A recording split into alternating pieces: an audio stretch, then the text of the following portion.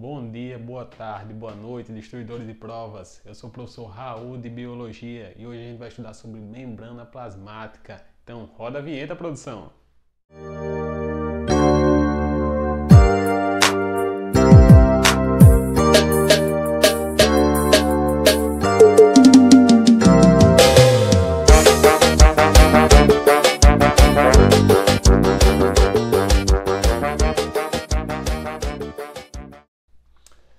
Então, pega seu papel e caneta, abre esse olhão monstrinho e vamos lá estudar sobre membrana plasmática. A membrana plasmática ela funciona como se fosse um limite da vida, separando o meio de dentro da célula, do meio intracelular. Ela também separa tudo que vai entrar e que vai sair de dentro da célula, selecionando esses compostos. A membrana plasmática ela só pode ser observada em 1972. Mas mesmo antes disso, já sabia-se que existia a membrana plasmática. Como, Raul? Como é que a gente sabia se a gente não conseguia observar ela? Através do volume celular. Se a gente colocar a célula em um meio concentrado, a gente vai perceber que essa célula ela vai ficar murcha, ela vai perder água do seu citoplasma para o meio. E se a gente colocar ela num meio menos concentrado, essa célula ela vai ficar túrgida, inchada, ganhando água do meio. A membrana plasmática ela não pode ser observada naquele microscópio óptico e só no microscópio eletrônico. Entre as funções da membrana plasmática está o revestimento celular. Então, a membrana reveste a célula separando do seu meio intracelular do extracelular. A célula, com sua membrana, ela também tem uma permeabilidade seletiva, separando minuciosamente tudo que vai entrar e que vai sair de dentro da célula. Essa membrana também faz interações celulares com outras células, reconhecendo elas, fazendo junções entre essas células. Essa célula também, com sua membrana, ela vai dar proteção, mas, todavia, o momento que estamos passando hoje no mundo de pandemia, nem toda vez essa membrana consegue proteger sobre alguns agentes, como é o caso do coronavírus, como é o caso do HIV, entre outros vírus e bactérias que também existem. Entre as características da membrana, a gente vai ter a sua espessura, que vai ter cerca de 5 nanômetros. Raul, eu não tenho nem noção do que é 5 nanômetros. Se você pegar uma fita na sua casa aí e abrir ela até dar 1 metro, e você dividir isso daí por 1 bilhão, vai dar cerca de 1 nanômetro. E aí você tem a noção de como é fina essa membrana. Essa membrana ela é lipoproteica. Ela é constituída de lipídios e proteínas. Esses lipídios e proteínas, eles andam entre a membrana. Por isso a gente vai dizer que essa membrana ela é fluida. E por conter lipídios e proteínas, a gente vai dizer que ela é um mosaico. Então a gente vai definir a membrana como um mosaico fluido. Para você ter uma ideia, a membrana ela tem cerca de 50 tipos de proteínas diferentes na sua membrana. Bora lá entender como é aqui essa membrana plasmática. Aqui a gente vai ter a membrana plasmática da célula, vai ter o meio intracelular, ou seja, dentro da célula, e vai ter o meio extracelular, ou seja, fora da célula. A gente vai ter aqui fosfolipídios, proteínas, carboidratos, colesterol. Vamos falar um pouquinho agora sobre os Vamos falar um pouquinho sobre os fosfolipídios, que são esse daqui. Eu coloquei ele aqui para a gente ter uma noção melhor. Esse fosfolipídio aqui, ele é composto por fosfato e ácido graxo. Esse fosfato aqui, ele é hidrofílico, ou seja, ele tem adesão à água, ele é polar. Esse ácido graxo aqui, ele é hidrofóbico, ou seja, ele é apolar, não tem adesão à água. Por esse fosfolipídio, ele tem uma parte hidrofílica e outra hidrofóbica, a gente vai dizer que ele é anfipático. Ou seja, ele tem tanto uma parte que tem adesão à água e outra parte que não tem adesão. Na membrana plasmática, esse fosfolipídio ele tem uma dupla membrana. Perceba que a gente tem uma parte aqui em cima e tem outra parte aqui embaixo. Os fosfolipídios, da maioria dos animais, ele é saturado. Isso daí, pessoal, tem uma importância quando a gente pensa no colesterol.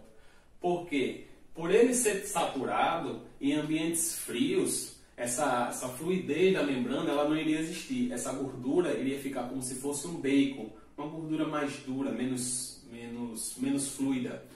Esse colesterol aqui, o que é que ele faz? Quando ele está aderido nessa membrana plasmática, em ambientes frios ele ainda permite que essa membrana ela continue fluida. Em alguns animais, em peixes antárticos, ele vai ter essa gordura aqui de fosfolipídios, a parte do ácido graxo, insaturada. Isso vai permitir que essa membrana, que não tem colesterol, mesmo em ambientes frios, ela continue fluida. Na membrana plasmática, a gente vai ter também aqui algumas porções de carboidratos. Esses carboidratos eles podem estar junto com lipídios ou junto com proteínas também. Se esses carboidratos aqui eles estiverem junto com lipídios, a gente vai chamar eles de glicolipídios. E se estiver junto com proteínas, a gente vai chamar eles de glicoproteínas. Os dois juntos aqui, os glicolipídios e os glicoproteínas, a gente vai chamar de glicocálice. Uma coisa importante é que essas glicoproteínas aqui, elas que formam os grupos sanguíneos.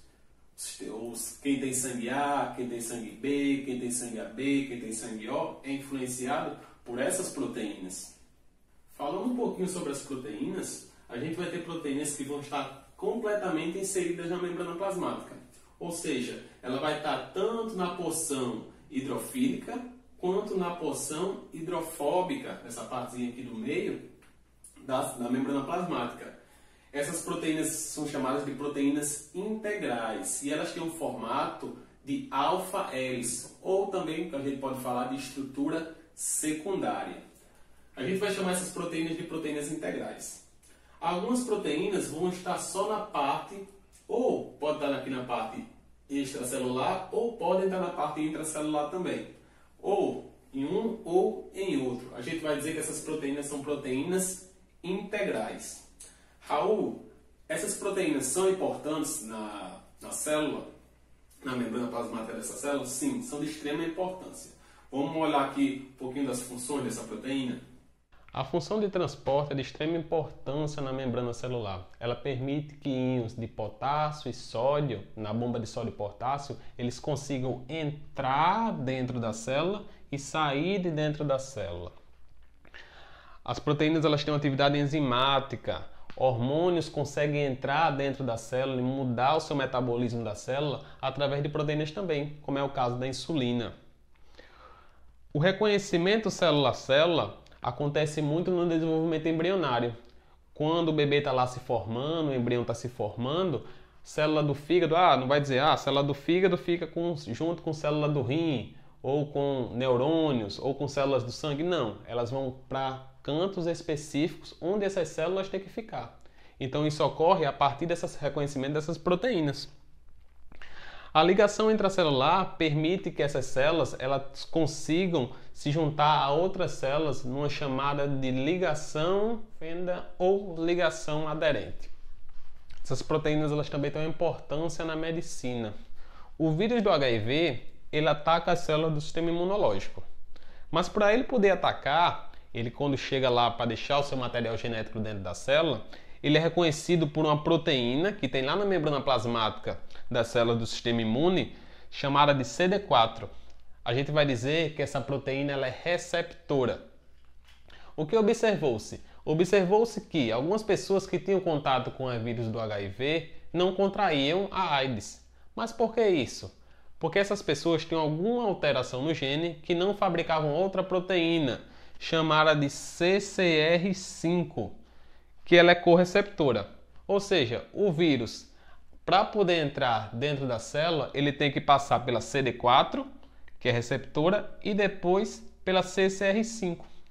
E aí, alguns cientistas conseguiram produzir um medicamento chamado de Celsentri, e esse medicamento, o que é que ele funciona? O que é que ele faz? Ele inibe a CCR5 na membrana plasmática das células dessa pessoa. E aí, essas pessoas conseguem viver mais tempo com o vírus dentro do seu corpo graças a esse medicamento.